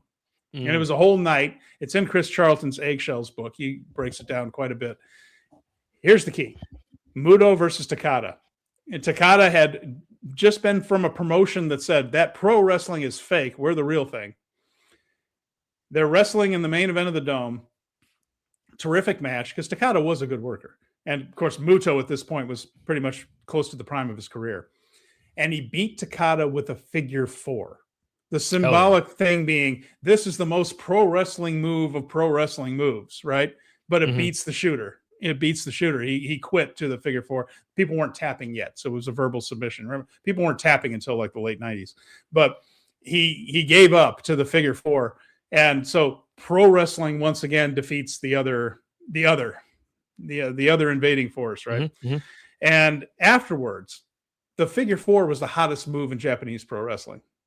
Like overnight, it had been just a thing that you do. Ric Flair does it when he comes over here, but after that, you put a figure 4 on somebody, and the crowd would just go nuts. I'm curious to see if there's a little extra steam now, if you pardon the pun, on the crab, on the Boston Crab, when people start putting it on, if it gets a bit of a bigger response because Yota Tsuji won such a big match with it. But there's a precedence for that, where an invading force is beaten by a very pro wrestling move as a symbolic gesture that we're still the kings of this sport. I hope that boxing crowd gets reestablished, like you mentioned, the figure 4. Everything about this match, it was the right finish. It was the right 2 people. It was the right moment. It was the right everything. I hope that this is one of those matches that people talk about in the future. It's just one of those all-time classics that you got to make sure, because these are the modern legends now, with guys like Tanahashi rolling into the sunset. You look at every one of those guys that was in the retirement, right? And they are now the past of New Japan. What we were seeing is the future. And this is the next age. Like the age of Tanahashi is over. The age of whatever strong style was with the Okada and the Nakamura and the Naito and the Tanahashi. We're going to get into this right now, but it was over, and this was the heralding of a new era. I'll tell you what, the first thing I noticed too was that era, and you're exactly right. That whole super strong style, Okada, Tanahashi, Nakamura, Omega, those guys are way too young to be needing that much help getting up and down a set of ring steps. I watched Ibushi. That style is. I don't know what the hell you were thinking, and I know you wanted to be there, but my God, but Omega, Naito, none of these guys can get up and down a set of steps. Okay, I mean, Will Ospreay can barely move his neck anymore. Like, that style was fun to watch in the moment, but we are seeing some real tolls. The receipts are coming. Human beings, man. I saw. It was sobering Ospreay, to watch these guys, and I saw Omega, and it was like, these guys are no longer young. They look like they are in a bit of pain. You know what I mean? Just existing. Obviously, Will Ospreay still coming through neck surgery. I can only imagine what that flight from the UK to even on business or first class, like it's rough. I ran into him after the show, and that dude looked tired, and he looked like he was ready to just get some food and call it a night. And you want to just like say like, oh hey, and you're like, you know what, maybe not the time, and maybe I get this opportunity in the future. I doubt it, but it would be more about me than him truly appreciating getting his flowers at 11 o'clock at night when he just wants to eat some food. I think we mentioned that the January 4th is my birthday and all this stuff, but it's funny that my partner Ginger, she actually got me for my birthday the year that he was wrestling Okada in the Dome, a cameo for my birthday from Will Ospreay from the Tokyo Dome Hotel. That's awesome. And it is. I still have it saved. It's really good. I got to give Tokyo Dome credit. Hotel internet's decent. It sure is. Good connection. Okay. We're down to the main event now. We've already talked a little bit about the aftermath, and we'll get more into it there. But this style, I got photos for days and days, guys. When you show up on Thursday, I'm unloading the clip on this show. So Jake Lee interrupted Tsuji's speech and beat up Tsuji and interrupted his speech. A lot of people were upset about that. Killed the crowd for a moment. They're like, "Oh, all right." Tsuji is going. This is what they did with Naito and Kenta. Remember when Naito first won the main event? The thing is, this didn't bother me because there was another match to go. Someday, Yota Tsuji is going to make that speech, and it's going to end the night. Then it's going to be the streamers. Saying. Yeah, it's like how do you make this feel not like the third most important thing on the show? And granted, it did feel like the second most important thing on the show. It did outkick the Aaron Wolf thing in many, many ways, but by stealing the opportunity to really soak in that celebration and interrupting it made the audience mad for Tsuji rather than thinking, oh, maybe this would have been better to happen on a different night. By the fact that you didn't get it was almost like a streak of brilliance. Yes, yeah, because now there's still something for Tsuji to do. Yes. There's still something that Tsuji needs to do. There's and still they made it important when he had both titles. And that was important to me. Like they handed him the global title, and then there was a ceremony with, the top guys and the world heavyweight in the business suits, and they're handing it to him. And it just felt like a moment of like, okay, yeah, you have done what you need to do to make this guy be the guy to stand out above the rest. And that's what needed to happen. Important note, both Takeshita and Tsuji before the match said that both of them said that we want to defend the titles separately. So there is still a global title. There's still a world heavyweight title. We'll see if Tsuji actually brings back the old title or merges it with the old lineage. Tsuji wants his name to be on the same list as Muto and Chono and Okada and all the rest right there. That's the thing. We'll see if they do all that. And very deliberately, Jake Lee grabbed the world title and tossed it at Tsuji and had nothing to do with the global title. Yeah, and we have two different new beginnings coming up. Keep in mind, one in the United States, one in Osaka. We'll talk about the other dates that they've announced at the Dome today. A lot of announcements at the Dome today. So there are two big shows coming and two titles. So it might work out perfectly. All right. Hiroshi Tanahashi and Kazuchika Okada. What a disappointment, right? Oh my goodness! I wish they would have thought this out maybe a little bit more. Maybe like just taking a few extra moments to make sure that all these fine details were curated. I feel like they half-assed. No, guys, this was fantastic. No, of course we're kidding. This was brilliant, and it was the greatest hits in a lot of ways. They did do all the greatest hits. It's what you were hoping for. This thing went 33 minutes, and Tanahashi was amazing in this match. Okada was Okada, like the old Okada, like the New Japan Okada. This is the best version that each of them is capable of being. Okada totally understood the assignment, and he played heel completely. We got the coin drop, but we got the new music. Then when he's in there, he prepares for the Rainmaker pose and comes up with the middle finger. He was AEW Okada so that there was no ambiguity. You are booing him. You are cheering the ace. That is what we were here to do. It was a clear signal to the audience. It's okay. I'm happy to be back too, but go ahead and boo me. This is about Hiroshi. Just we're all in on Hiroshi. Crowd was with it the whole time. Tanahashi's best performance, I don't know how long. How long has it been since he was this damn good? And they hit all the big moves. They threw in some other stuff. In the middle of the match, Tanahashi did Shibata's PK, penalty kick. Then He goes to the corner and does Nakamura's thing, man. and then hits the Boombaye. He did that. Well, it was not the prettiest Bomaye, but it was. It was thing. like it was that moment, honestly, where it really like it's coming to a close, you know. Yeah, and like it was was the tribute hits and the little things, and I'll let you keep going. But the moment that got me was, I'll tell you in a sec. Yeah, but it was signature spot after signature spot. And toward the end, Okada just kind of overcame him. And the story became that Tanahashi just wouldn't quit. And it was all his resilience. Okada would hit him something huge, like a Rainmaker or pile driver after pile driver, tombstones and all that. And Tana just wouldn't stay down, right? Even rallied and hit the high fly flow to the back of Okada, then rolled him over and jumped for another high fly flow. Made you wonder if just for a second if he wasn't going to win the damn thing. Terrific one there. And then Okada got his knees up, took over again. And it all built down to Okada finally hitting him with enough stuff where he lands the Rainmaker pose. He hits the big elbow off the top, rather. Hits the Rainmaker pose, the true one, the real one. Tears in his eyes. Tears in Okada's eyes. Were there? Yeah, a little bit. He was the back for me. He was blinking. He was blinking a lot. He was looking up at the top of the dome and blinking a lot. And then spins Tanahashi around, clobbers him with one more Rainmaker, pins him.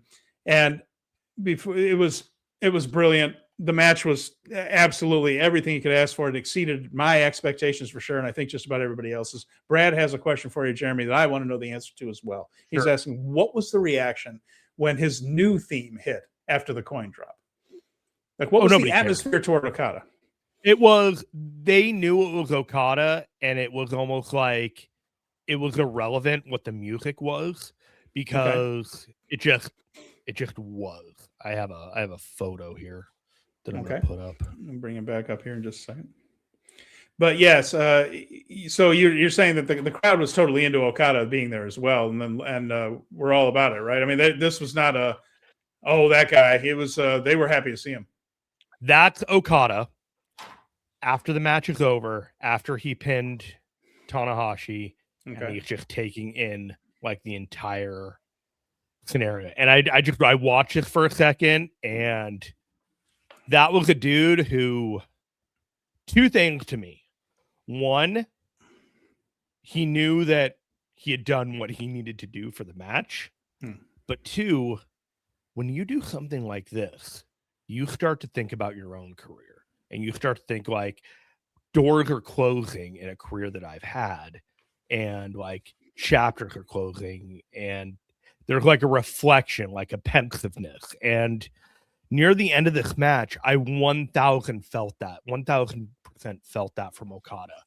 And you were talking about the pin, and you were talking about all these other things. When Okada took Tanahashi to the outside of the ring, and when he took him up to the ramp and like was fighting him, you can triangulate me in between both of those spots, because to my left was them on the ramp fighting, and to my right was them outside the ring when Okada did the DDT on them. So you could just feel this energy of this whole match going around after you. And I got to tell you, Steven, he did the first Rainmaker pose with the middle finger and he got all the heat. Like, they're like, boo, like, that's not what we want. When he realized that he had to become like the old Rainmaker to put this guy away, because he gave him the lariat and he kicked out, and then he did the Rainmaker pose.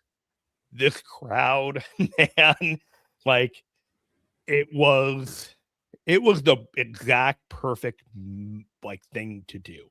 It was, you needed the old strong style Okada, not the AEW one. You know, you got the music, but to put this guy away, you needed the old Okada, and you got it. And this crowd respected that so much. And then, you know, Okada broke his character for a little bit right afterwards. He did the thank you, and then, you know, his job here was done, and he needed to leave the ring because there's no reason for him to celebrate with the guy that he just took his career from. Yeah. And of course, the key too, by the way, no sign or mention really of Don Callis during the broadcast, other than Don Callis' family. Rocky Romero came out with Takeshita, and Rocky was on the call with Chris and Walker during the Tanahashi Okada match. And it was Ghetto with Okada in the main event. Yeah, classic Ghetto, Chaos Ghetto with the bandana over his eyes. And Rocky, by the way, really good in that as an analyst during that main event match, putting that into perspective as well. I wonder how much work Rocky will be doing with New Japan going forward. I don't know, but it's striking to me that with all of that, just how much those two stepped up. And if you would, I could have written a list of spots that were going to be in this match, and I'd have been right. I mean, the Tanahashi sitting up on the top turnbuckle, Okada drop kicks him off. The Tombstone pile driver, the Rainmaker pose, the Emerald Flosion, all the stuff. Emerald Flosion. I could have made a list. The way these guys put this match together just shows why they are on an elite plane of this art form, and why almost nobody else has reached that level. They made a series of moves that everybody expected feel like a drama you've never seen before. Yes. And absolute brilliance from both of them. I can't say enough about it. And I remember texting you right there. It was just like they had one more in them. They had one more in them. We wondered. I said, it's not going to be a classic like their past ones. They came up with a way. And this was a deeply satisfying match to watch. I remember we did our interview with Meltzer, right? And I asked him, do you think it could be like John Cena, where he's not as good as he once was, but for one night, he was as good as he ever was? And he wasn't as good as he ever was, but that dude came close.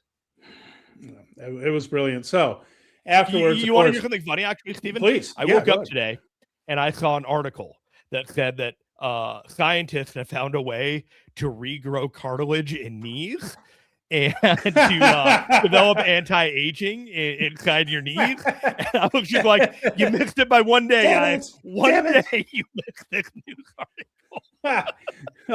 Cursing the whole world, the universe out there. Just like, of course, on January 5th, 2026, science has found a way to repair cartilage in somebody's knee. The universe is a cruel thing. All right. Highly emotional. I do want to ask this. Yes. The noise in that stadium during that match, what was that energy like in a full building? Okay. So those last few matches, especially in the Okada and Tanahashi match, you were reacting to every hit. And the audience would react, and the sound almost felt like a pulse that you could feel.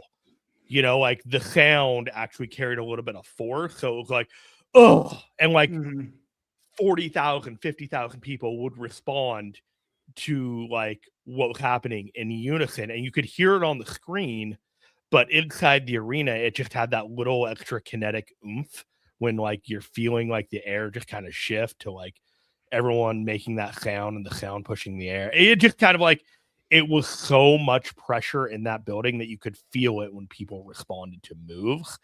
And I've been into a big arena. I think I've been the Mania 28 Rock versus Cena. I was there live for that one, but it was open air. Yeah. So like you could feel it, and the arena would shake with the momentum and all that. But because this was a closed building, because the roof was all closed, that pressure inside the building, like you could feel, and the sound kind of reverberated just ever so slightly within your bones. It's hard to describe, but it's that big event a lot of people feel. That was very much real. And I think I took video specifically to catch that sound. Okay. Well, that's great. We're looking forward to, again, Thursday at our regular time. We're going to talk more about Jeremy's overall experiences in Japan. What else happened during Fight Week in Tokyo? There's so much good stuff. I will tell you guys all this. Yeah. This trip was very, very, very fulfilling for me, and personally, professionally, all that stuff. And I'm really glad I went. I got to meet a ton of people. A lot of people turned out like know our podcast that I didn't think know our podcast. And it was just nice to know, like, oh, I know of your podcast. You're like, oh, really? Because for Steven and I, being famous or like somehow like making a living off this podcast isn't what we're here to do. Like, we're here because we Wouldn't have turn love it for the down, game. but yes, I understand. Right, we have love for the game, and the passion and the drive for it is what keeps us going when, you know, we don't have 100 people watching the show, when we have like maybe a significantly less number of people watching live than we do like right now. It's showing up and, you know, being committed to this, and then thinking about all the time and all the energy and all the shows that you've watched, and just feeling like it meant something, and the impact that you have, you know, all of it just felt very, very fulfilling. And I'll talk about it more, but to anyone that I met here, to anyone that I discussed New Japan, to anyone that paid me a compliment, or you a compliment for that matter, thank you so much. It was a great time. That's awesome. I'm really happy that you had the experience. I had the same thing last year, where it's transformative doing this type of stuff. It really changes. I bought way too much crap, but also true for me. So yes, and we're going to get into all that on Thursday. But let's talk about the retirement ceremony, man. Absolutely. So it's all kinds of emotion going on afterwards. And you mentioned that Okada said a few words and then left because, the context of it would have been weird if he had stuck around and things. So they started off, even this built well, right? So they start off with some of the officials from Bushi Road and New Japan, guys in suits that still have a lot to do with what you're seeing here, but they're behind the scenes guys, and they're giving him his flowers, quite literally. This is one time I'll use that phrase without rolling my eyes, but they were giving him his flowers. And then the first surprise, Jay White with the Switchblade music. Very cool. And by the way, not going to let him around my partner too often, because one of the first things she said is, "Oh, he cleans up well." I'm like, "Oh, okay. All right, fine." Jay's a good looking guy. Fine. We take a Switchblade in the back from that guy. I'm telling you, sheesh. But no, Jay looked real good and came out there and I was like, why aren't you back in AEW yet, man? You look great. Yeah, exactly. And Tanahashi kind of squared up like playfully, like, "Oh, are we going to fight?" But there wasn't a bit of that, not a bit of in-character stuff. Jay was simply there to pay tribute to the ace. And that was very nice. Took a picture. And then Will Ospreay came out. I've got the list there. Jay White, then Will Ospreay. Big smile on Will's face. He was thrilled to be out there. Such a great song too for the Dome. Great song. Kenny Omega came out, and what's left of Kota Ibushi came with him. That Ibushi, was so hard to watch in person. Oh, like, I know he wanted to be there, and I don't know how much the camera caught it, but he had a hard time getting to the ring. Like, there are points where he was walking down that ramp and he literally had to stop and take a minute and catch his breath, because I applaud him for the sheer force of will to get down there and do that, but it also just felt like it was a mistake. Yeah, he didn't look healthy at all. And then what really busted up Tanahashi, what really made the tears flow, was Katsuyori Shibata coming out. And hearing that music, because, of course, if there is the three musketeers for that generation, it's Shibata, Tanahashi, and Nakamura, who wasn't allowed to be there, I'd imagine. And Shibata came down there, and he did the thing. Takes his shirt off, challenges him. They chop each other, and then they hug. And as Rocky Romero said, I don't know if I've ever seen Shibata this emotional. And both of them were in tears, hugging. And then he left. He wasn't going to be a part of any part of the rest of the retirement ceremony. There were people that like showed up and then left, and there were people that showed up and stuck around until like the last moment. He was I'm gone now. Bye. Now the smartest guys were Keiji Muto, who came next, and Tatsumi Fujinami. So we're talking about the aces of other generations in their own way, right? And of course, or his dad, like his wrestling dads in a lot of ways. Want to just if Kojima and Tenzan are the dads to these guys, and Nagata, and these were his.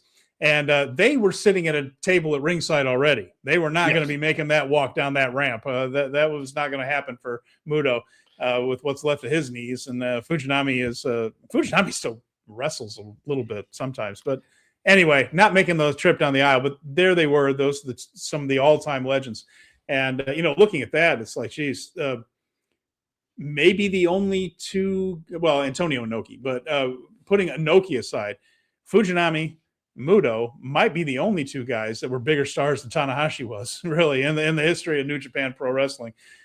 That's the list right there. It's like Inoki and those guys. That's probably Mount Rushmore. I would, Tiger Mask and Liger are, of course, big parts of it and things. But as far as just aces for generations go, Fujinami, Muto, Tanahashi all lined up together like that. That's one that really got me, because I've watched Muto in my tape trading days. He was the ace when I fell in love with that type of New Japan Pro Wrestling. Fujinami, the all-time legend who would come in for the WWF. So I would see him as a little kid sometimes from on WWF TV and things. So these guys kind of personified, they're the first faces that flashed up when I would think of New Japan. Right. And to see them all lined up like this and realize that Tanahashi is joining them in the past tense part of that was the time for me. That one, it got dusty in my living room in that moment. Got a little dusty in there.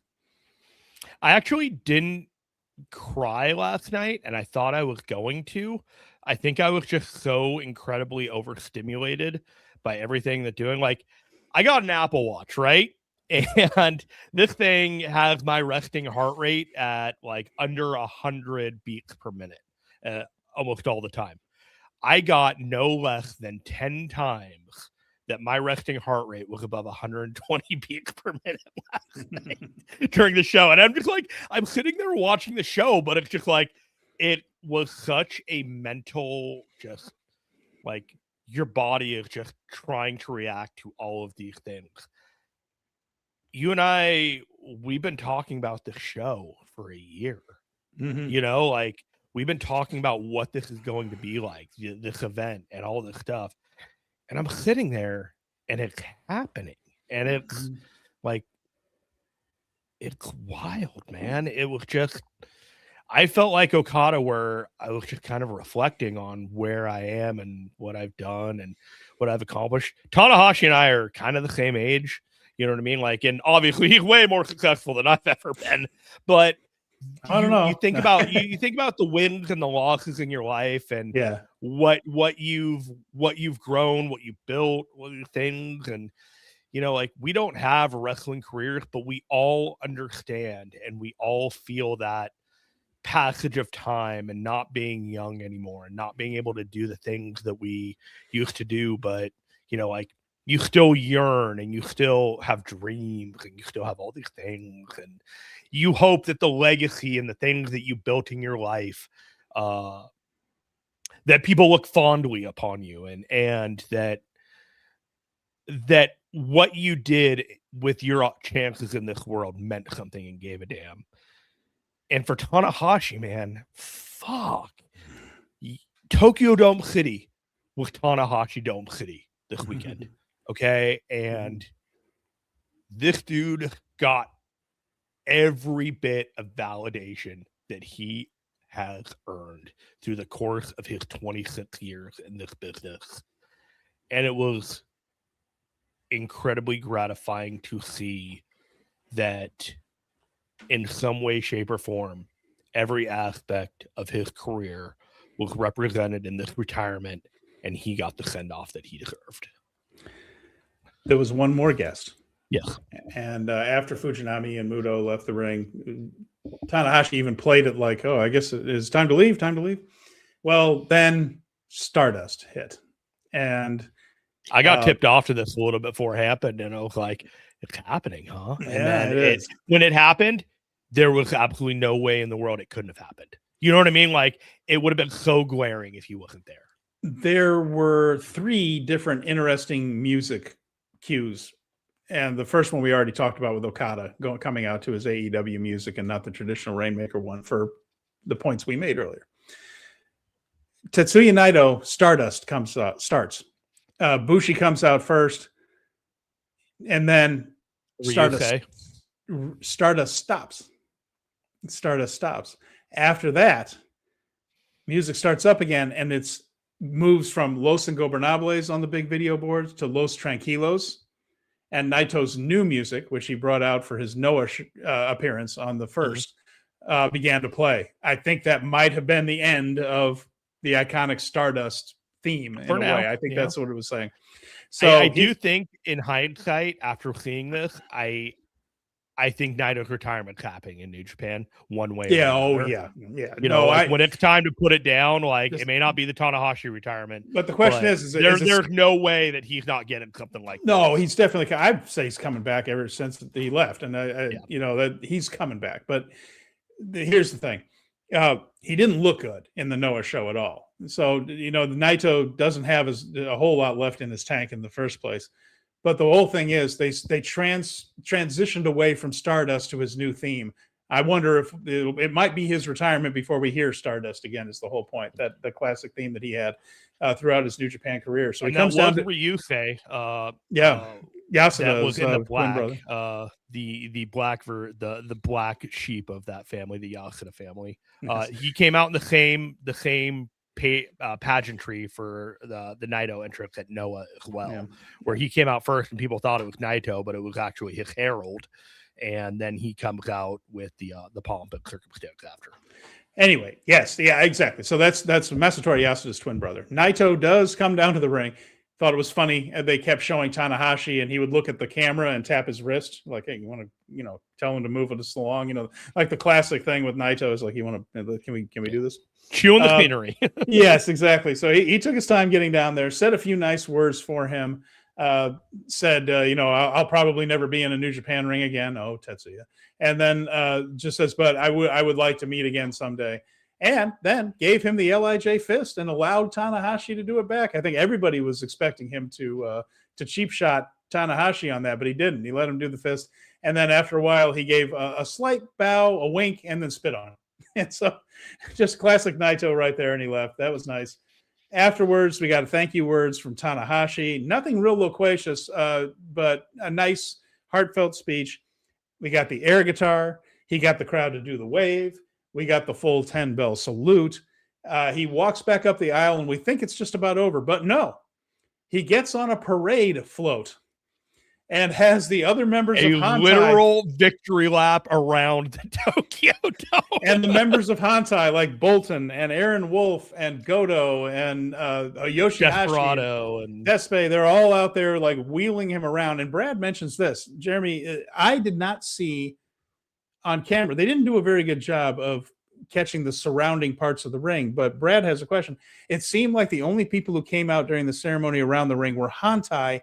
Yes. Did other members come out there, or did he just miss them? There was no TMDK. There was no House of Torture. It was all the pure baby faces of the stable. You did have Taichi out there.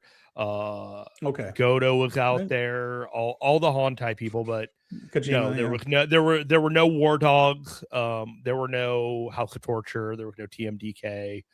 Nothing like that. They just kept to the stable of the baby faces in his thing, and they were the ones that were walking around with him and giving him his victory lap.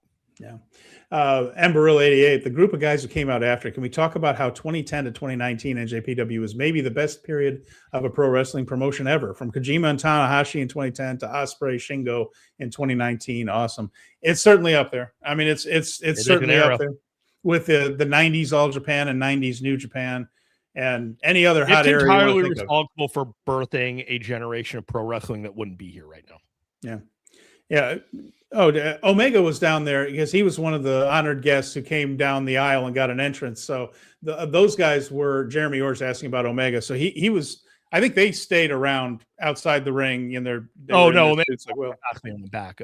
Did they head to the back? Okay, they had. Yeah. So all of those for a little while there. Around when Naito came up, a lot of those guys were like, "Yeah, we're gonna bail." But I have photos of Kenny leaving the area with Ibushi that walked right past me. Like literally, I could have reached out and touched him, but that would be inappropriate. I appreciate you not doing that. There was one more moment. So they did the whole victory lap, like you mentioned, around on the parade float. I thought this is the second time they kind of got me a little bit. And it wasn't the exit itself where he basically walked off into the mist. Off. He did the Greece finale. Yes. Yeah, exactly right. So he just kind of walks off into the mist. We don't really see him. We don't really see him go. He just kind of goes off into the fog. And then a video package starts to play that hits the highlights of his career year by year, and they did it to his old theme, High Energy, and that cracked me. That one got me because I loved his old music too. And when Go Ace first came out, I couldn't stand it at first. It grew on me, but I was like, oh, you got rid of High Energy for that? Like, oh, come on. High Energy was such a great song. And Brad mentioned that he thought during the air guitar, it was going to turn into Nakamura's theme. And Nakamura had a great New Japan theme too. It would have been fun to hear it again. But that was the third big music cue, is that his last video montage recap of his career was to his original High Energy theme. That again, that kind of defined Tanahashi for me. I still kind of, it still kind of plays in my head sometimes when I think about him, like the old High Energy thing. Go Ace, perfectly fine, but hearing I don't to want to be shitty about it, but man, this makes the Cena retirement look so weak. Like they had Cena, and then he just taped off all his gear and walks to the back. Oh no, Tanahashi, he got almost an hour to make sure that he got his flowers from every single person, and then he walks off into the sunset. The increasing cascade of smoke machine, so that he stands and he just starts disappearing, like the outline to all of us. You no longer see his outline, and then the doors close, and you're just like, it's over. Yeah. And of course, there's Nakamura should have been there, but he wasn't. What can you do about it? There it is. It's some things don't change. But so let's recap Wrestle Kingdom 20 in the end. We're now we're now officially post Tanahashi era. Let's be clear. This show did not solve all of New Japan's problems. There's still a lack of guys that are over on top, but we feel like Yota Tsuji took a huge stride forward. He is going to be a full-time champion that is going to be on all the Road 2 shows. He's going to hit the towns. The people are going to feel like the champion values them again, which is an important psychological thing in terms of connection with the audience. Good decisions were made. The bottom line is they did a good job with Aaron Wolf. They have somebody who has real star potential. They gave him a champion back that they can believe in. They even set up things for the future with Jake Lee. Stay tuned, everybody, that type of thing. So is everything okay again? No. But steps were taken to move this company back in the correct direction. Can they follow up on it? That's what we're going to be keeping an eye on this show going forward. Can they follow up on this? But steps were taken, and we got news of a lot of new shows coming up, Jeremy, and a lot of tickets to sell. So they had work to do. I like to think that a strong foundation was laid today for 2026. We have a world champion. We have a number of returns. Akira came back. Hinare came back. We got new people in the mix, like Andrade. Jake Lee, you can call him new or returning. He feels fresh. There's a lot of people that are exasperated with Jake Lee, but at least he's not the guy down the line that they're building to. He's the guy right now in the first feud. And to me, that's fine. You know what I mean? Like, he's going to be V1. He's V1 to go after, right? Yeah, he's V1. So everything's great. I'm enthusiastic about all of this. I think New Beginnings is going to be a lot of fun. I think the New Japan Cup is going to be establishing a lot of new stars. The G1 and the location of Brawl Out in Chicago, I think is a hilarious choice. You know what I mean? But they laid out the first 8 months of what exactly events that we can expect. Dominion seems like it's happening in the middle of Best of Super Juniors, which the way, I think Best of Super Juniors starts 1 week and then Dominion's the week after. So unless they're doing a real fast Super Juniors tournament, that thing is rolling in the middle of the thing, and that's fine. It feels like Super Juniors is rung to the beat of its own drum in New Japan. So, yeah. Well, it's good. We're good. Jeremy Orr asked, how much will we see him as president? I think it might be a little while before he pops up again, just because it would kind of... you can't put him on the show in a suit tomorrow. Yeah, I agree. He needs to disappear for a while. I don't know. He might come out in a suit and introduce the show tomorrow. He might. It's possible. But I think it would be. I think it would be smarter to put a little distance and have him only come down for important stuff. But he is a star, and he's going to be somebody who can show up in key moments for. He's PR. He's an ambassador, and he'll break ties and he'll make decisions and all that. But the reality is, if you need this promotion to grow without Tanahashi needs to be off camera, except for the most extreme of circumstances. This goodbye was designed to take him off TV. And if you're going to just put him back on TV in a suit where he's showing up 2 or 3 times a month in some way, shape, or form in the TV programming of the shows, then you've essentially neutering this next generation, because people are still going to be hanging on to like, oh, Tanahashi here, and you're kneecapping the potential and the ceiling of the guys who need to be established just the now. Yeah. All right. We'll see. I think he'll probably be around a little more than Jeremy thinks, but we'll find out. We'll find out. Brad is asking, Brad has 2 questions. One, who retires Naito? I think it's too early to tell. No idea when Naito thinks he's done, but it's an interesting question because just about everybody who would be considered a career rival for him are either can't anymore or aren't in a contractual position to retire. Yeah, I don't think Okada runs this back to do another one. It's division. It's interesting. I would have Tsuji retire Naito. That would. Right now, yeah, I think that would be it. Tsuji, Shingo, somebody's been associated with, but who knows? It's not going to happen anytime soon. Even though Naito V4, maybe. I tend to doubt it, but anything's possible. They made a lot. Yeah, he's asking, do they bring back the V4, meaning the old world heavyweight title? I don't know about the belt. I would like to have the lineage. I don't think they ever should have separated the lineages. So I think that Tsuji should get on the same list as Shinya Hashimoto, Yuji Nagata, and I've heard rumors about the legality of what they can do with the V4 version. So maybe they've negotiated something. When they got rid of it, it felt like they had to get rid of it for a reason rather than like, oh, let's just bring a new title in to freshen things up, because it wasn't a situation or a time where you needed to freshen that title up. Yeah, it was very odd, and but there's things like that can be fixed. Larry Hatcha says you need the old gen to go down like Kojima and Nagata did. I don't know. He said Naito moved like sludge. Yeah, he did. There's no doubt about it. And he said the Naito and Tsuji is the biggest program you could do for Naito's retirement. Maybe, probably, yeah. But anyway, they could do a new belt design and bring back the lineage, I guess is my point. The belt's symbolic. It's what the title is. You decide what the title lineage is. Okay, so 2 more things before we go. We have information on shows coming up. So we know about the New Beginning in the United States. They announced also that there would be a New Beginning in Osaka on February 11th. The anniversary is, of course, on March 6th, as always. New Japan Cup will be in late March.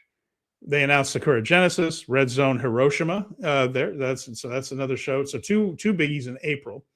Dontaku, Best of Super Juniors in June. Dominion will be June 14th. That's back in Osaka, of course. G1 will open in Chicago, Illinois on July 11th. That was interesting. So they aren't giving up on the American market, Jeremy, but the NJPW Strong brand, where the idea is you have a few New Japan wrestlers and then most of the card is LA Dojo or New Japan affiliated guys who are based in the States as this kind of separate thing that's also New Japan. You know how wishy-washy Strong could be. You had the guys like Lawler and Fred Rosser and West Coast Wrecking Crew doing their thing kind of over on Strong. It looks like that's done. It looks like now when New Japan runs the United States, it's New Japan wrestlers. I'm sure there'll be guests, but they're kind of dropping the idea of Strong being its own identity. I think that's a smart move. So this is similar to when they were in Dallas, right? Yes. Yeah. When I went to that show too, and it was just a pure New Japan show. And that was what, show. 2019? Yes. And I think that's the smart move, Jeremy. I think when people go to see, when New Japan comes to the United States, I think people want the Japanese experience, not an Americanized version of New Japan. They want to feel like they're in Tokyo watching this stuff. So I was given a little bit of context. I'm not going to go into it because the details don't matter, but this plan of attack was actually the strategy of New Japan before COVID. And they had some very ambitious plans about what they were going to do in the States and where they were going to do it before the COVID situation really took the legs out from under them. And based off of what they told me about those stories, when they announced the G1 in Chicago, it felt like they were looking to see if they could hit those plans again, and if the company was in a position, if Takeshita can be on the matches there and having stuff, that you could legitimately draw a strong crowd again, based off of what event it is and the people that are in it.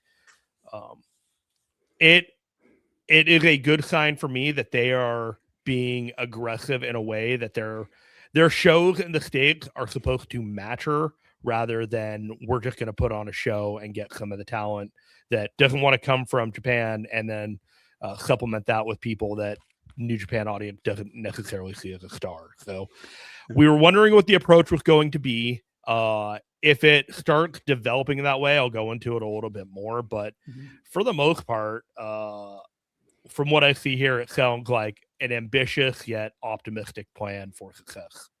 We'll see how it turns out. And Brad mentions, Andrade's got to be in the G1 now, right? Well, that's what I'm wondering. He says, I wonder if starting in the U.S. and Chicago could mean some AEW or CMLL talent are in the G1. Yeah, I think there's going to be a guest. I think there will be. I think there will be at least one guest.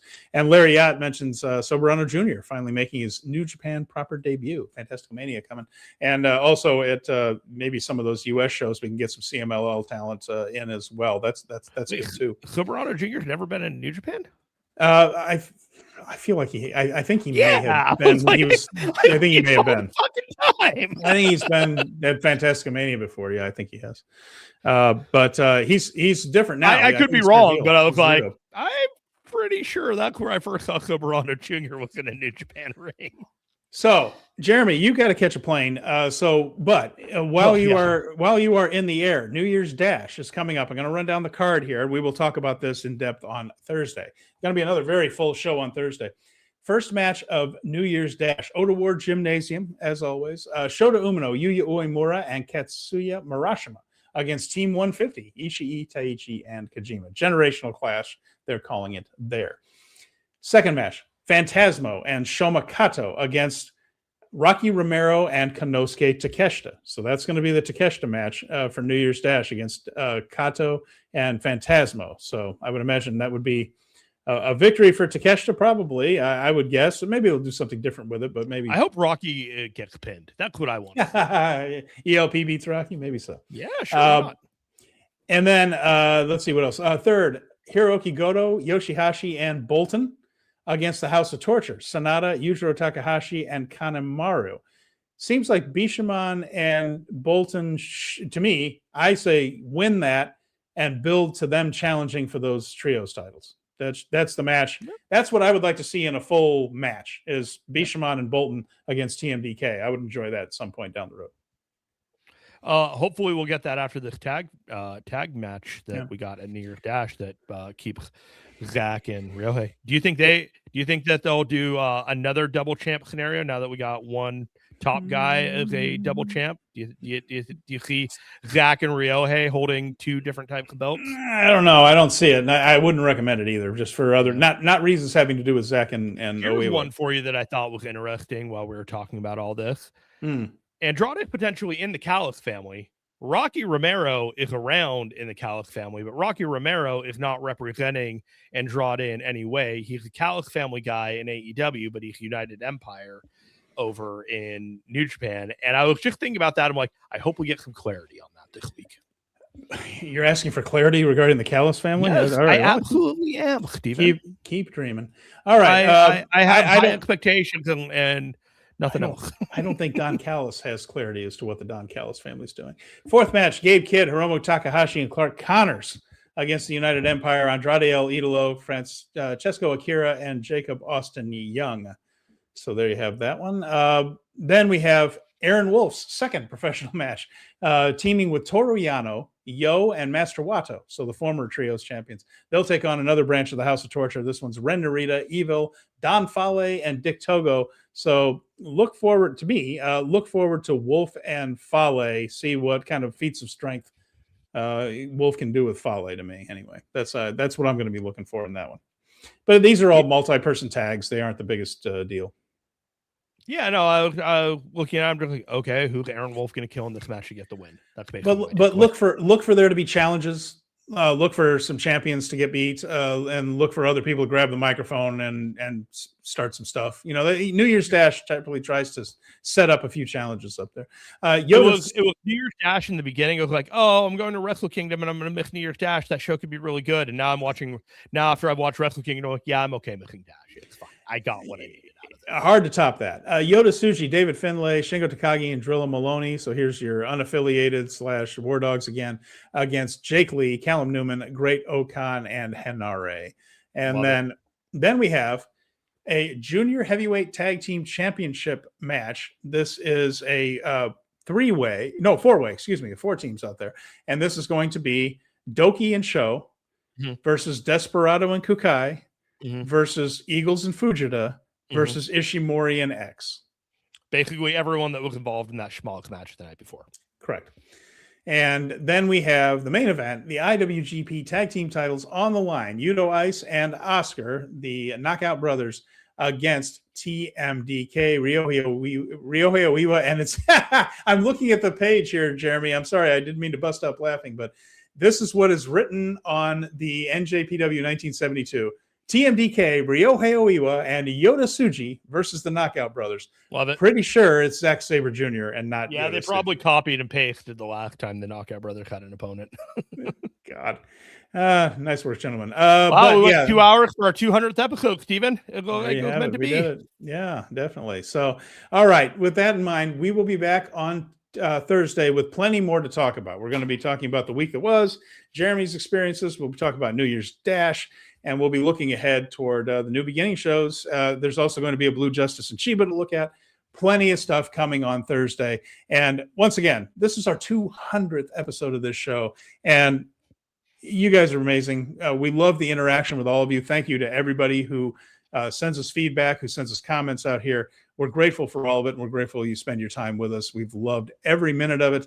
And shows like this, boy, reminds you why you watch all those Road 2 shows along the way, because they sometimes they pay off with what you got at the last 3 matches of this Tokyo Dome Wrestle Kingdom 20. It was pretty special last couple of hours of the show. Yeah, I mean, I got to tell you, I was really happy with the show. 200 episodes. We didn't know each other when we first started this thing. I thought, hopefully we get to 20 episodes, and like we don't get taken off the air because we suck. And we've outlasted a number of other shows on our network. We have showed up every week, and we love what we do. So thank you for supporting us and giving us the platform, Fight Game Media. Thank you for supporting us and believing in us as a show to our audience. And thank you, Steven, for showing up every week and putting up with my special form of stupidity.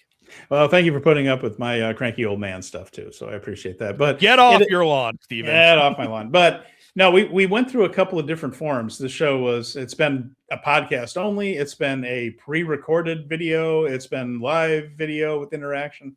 This is my favorite version of it, what we're doing right now. So we have had a lot of different iterations. It took us a while to get dialed in, but man, I love doing this. So thank you, Esteban. Appreciate it. Yeah, I appreciate that from Brad and Esteban, congratulating us on 200.